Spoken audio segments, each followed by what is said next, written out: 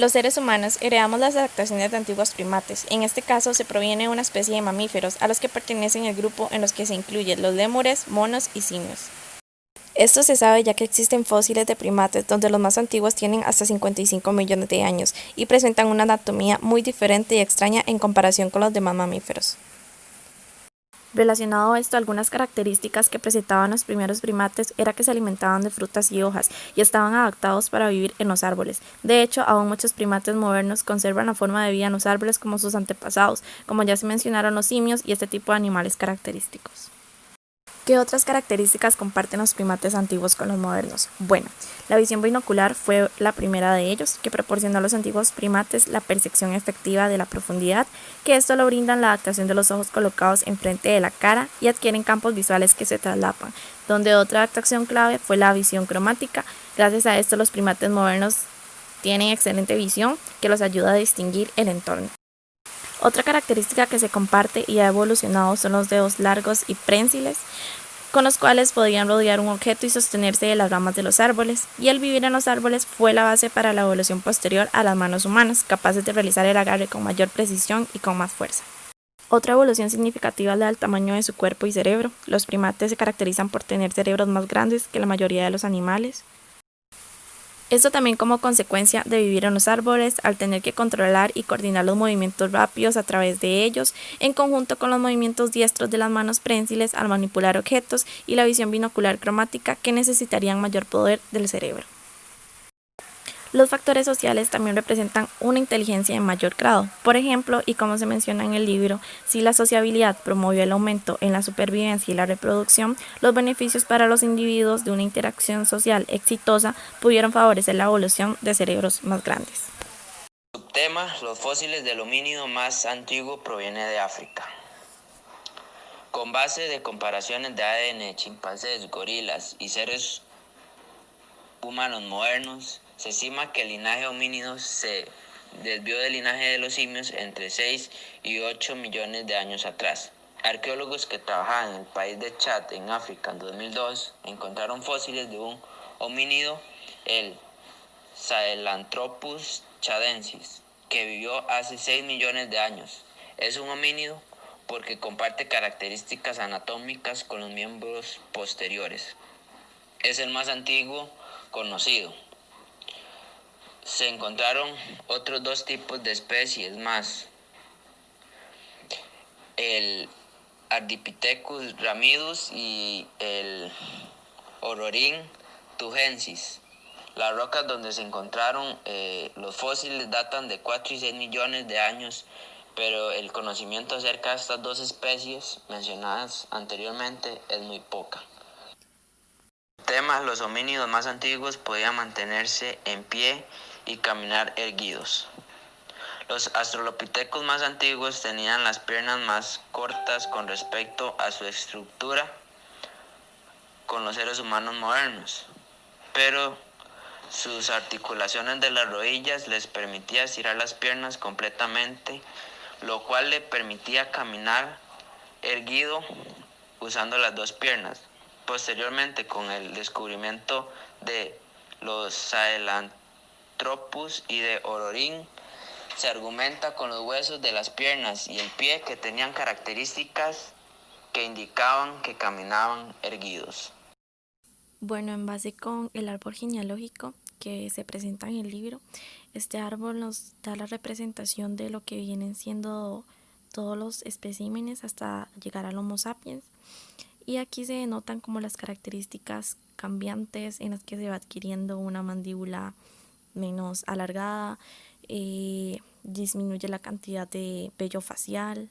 También se logra apreciar la disminución craneal. Se dice que los homínidos africanos antiguos, los Australopithecus, tenían un cráneo más grande, una mandíbula más robusta, y estos cambios significativos que se ven alrededor de lo que ya viene siendo los Homo sapiens y los neandertales, donde notablemente se aprecia un cráneo más pequeño.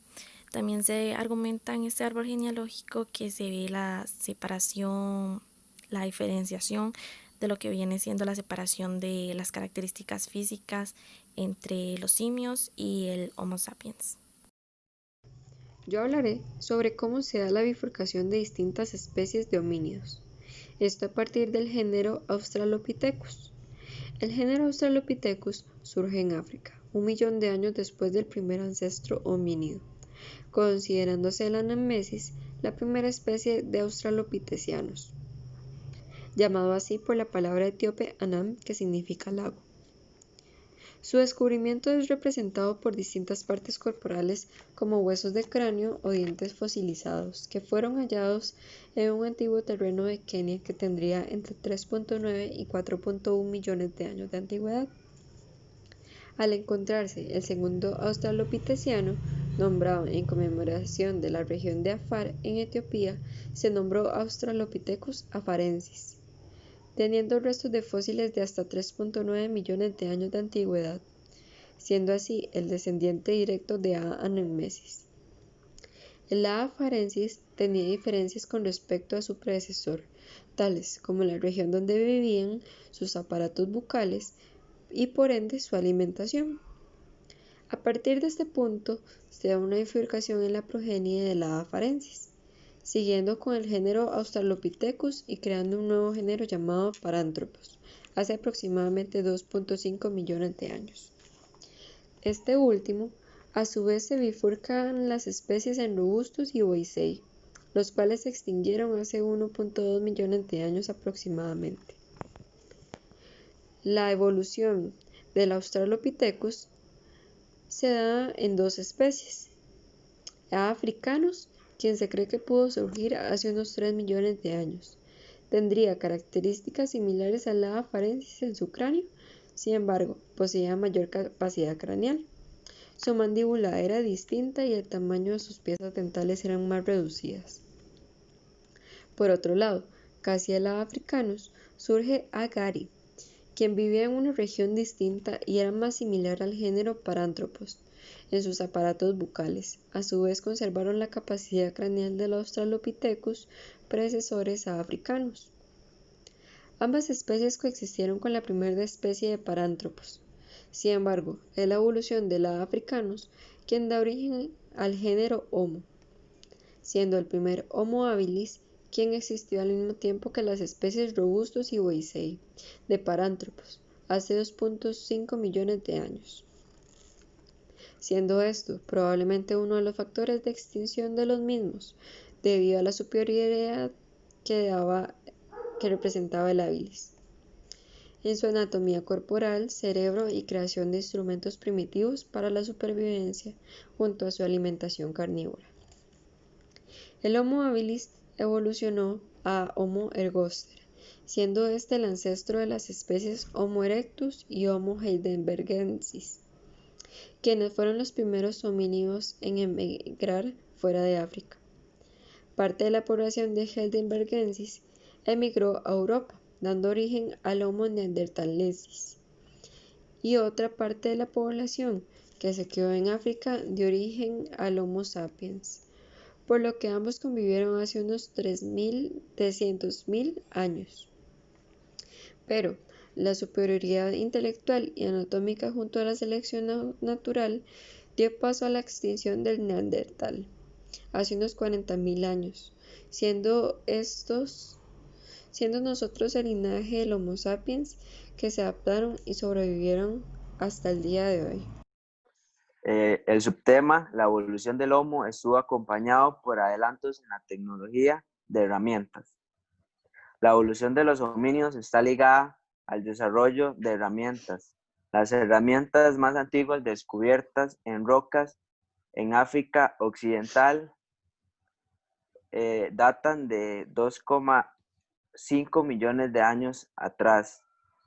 Los homínidos primitivos tenían molares más pequeños, lo cual hace creer que fue el primer clase de homínidos en implementar las herramientas para machacar y romper los alimentos que eran más difíciles de abrir. Hace 1,7 millones de años, las herramientas se convirtieron en más complejas, y ejemplos de ellas serían las hachas y las lanzas. El segundo subtema, los neandertales tenían cerebros grandes y excelentes herramientas. Podemos hablar que los neandertales eran muy parecidos a los seres humanos modernos, pero más musculosos, caminaban completamente erguidos, tenían la destreza suficiente para fabricar herramientas, poseían un cerebro ligeramente más grande que el de los seres humanos modernos.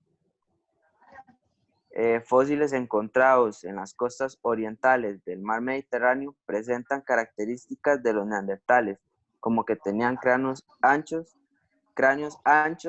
planos y grandes arcos superficiales. Okay.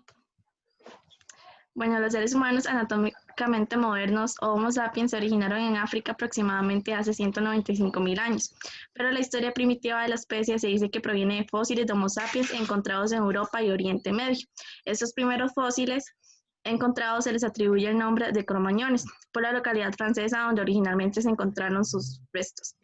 ¿Qué se sabe de los cromañones? Bueno, estos aparecieron hace aproximadamente 90.000 años. Algunas de sus características físicas eran que tenían la cabeza en forma de domo, cejas lisas y mentón prominente, características muy similares a las del ser humano actual. Las herramientas que utilizaban eran instrumentos de precisión similares a las herramientas de piedra, utilizadas hasta hace poco en muchas partes del mundo, y otras más antiguas como elegantes flautas de hueso, esculturas talladas en marfil y evidencia de complejas ceremonias funerales. Otra gran atribución de los cromañones fueron las pinturas rupestres, que se cataloga como el logo más ejemplar de esta especie. Las más antiguas, encontradas hace aproximadamente 30.000 años, donde usaron una técnica artística refinada y no se sabe con exactitud la finalidad de tales pinturas, pero sin embargo son gran evidencia de que se poseían mentes tan capaces como las de hoy en día. También se establece que los cromañones coexistieron con los neandertales en Europa y Oriente Medio hasta 50.000 años aproximadamente antes de la extinción de los neandertales. A partir de esto surgen dos corrientes. Algunos investigadores creen que los cromañones se cruzaron extensamente con los neandertales por la principal corriente genética humana, mientras otros científicos no están de acuerdo y citan evidencias como la del ADN fósil y sugieren que los cromañones que llegaron después simplemente invadieron y desplazaron de sus territorios a los neandertales menos adaptados.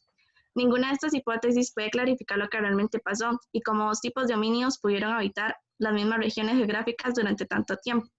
Sin embargo, la persistencia de estos grupos similares durante decenas de miles de años llegó a producir una competencia directa, donde esta competencia fue la causa entre el Homo neanderthalensis y Homo sapiens, que de las dos especies fueron capaces de coexistir durante algún tiempo en el mismo hábitat, hasta que la capacidad superior del Homo sapiens para aprovechar los recursos disponibles lentamente llevó a los neandertales hasta su extinción. Okay. La hipótesis del origen del Homo sapiens se divide en, según una de ellas, el origen multirregional, que era que las continuas migraciones y cruces entre poblaciones de Homo erectus en diferentes regiones del mundo los mantuvo como especie única hasta evolucionar y llegar al Homo sapiens. Pero a su vez aparece unos estudios de ADN del ser humano moderno que apoyan el modelo del reemplazo africano, que es la segunda hipótesis, donde se supone fue el origen de nuestra especie y que posterior se migró hacia el cercano oriente, Europa y Asia, y se desplazó a las otras especies de homínidos que estaban presentes en dichas regiones. Por consiguiente, la pregunta permanece sin respuesta definitiva y no se ha podido comprobar ninguna de las dos hipótesis. Como ya se había mencionado anteriormente, compartimos muchas características físicas con los simios, pero lo que más nos diferencia de ellos son la postura erguida y cerebros grandes altamente desarrollados. En el caso de la postura erguida, surgió muy temprano en la evolución de los homínidos, y estos caminaron erguidos durante varios millones de años antes del surgimiento de la especie Homo con cerebro grande. Hay varias versiones de cómo se adquirió un cerebro más grande. Una de ellas, y antes mencionada, fue a causa de interacciones sociales más complejas, lo que conllevó a nuevas actividades como la caza comunitaria de animales grandes, donde existen grandes fósiles de mamut que así lo confirman. Ese complejo de vida social conllevó al consumo de grandes cantidades de carne y surgió la necesidad de idear métodos para la distribución y adquisición de este limitado recurso tan difícil de obtener. También hacían uso de sus pieles como vestimenta, la carne la usaban para formar alianzas, devolver favores, tener acceso a parejas sexuales, pacificar a los rivales, entre otros. Todo este proceso mencionado era base de la interacción social que se realizó mejor por los individuos con cerebros más grandes y poderosos, y por tanto la selección natural favoreció a tales individuos. Y es de allí que surge esta teoría del consumo de carne. Quizá la habilidad mental requerida para planear, evaluar y recordar tales interacciones fue la fuerza impulsora detrás de la evolución de los cerebros grandes e inteligentes. Incluso después de la evolución de los cerebros comparativamente grandes como el Homo erectus, pasaron millones de años antes del origen de los seres humanos. Incluso después de la aparición del Homo sapiens, transcurrió 100.000 años antes de que tuvieran pruebas y una evidencia donde surgieran las características distintivas de los seres humanos. Esto resulta que el origen evolutivo del ser humano resulta un enigma, ya que no hay pruebas evolutivas de cuando el ser humano evolucionó en su capacidad de pensamiento. Es posible descubrir pistas que al estudiar a parientes simios manifestaron sus versiones menos complejas en conductas y procesos mentales de los seres humanos.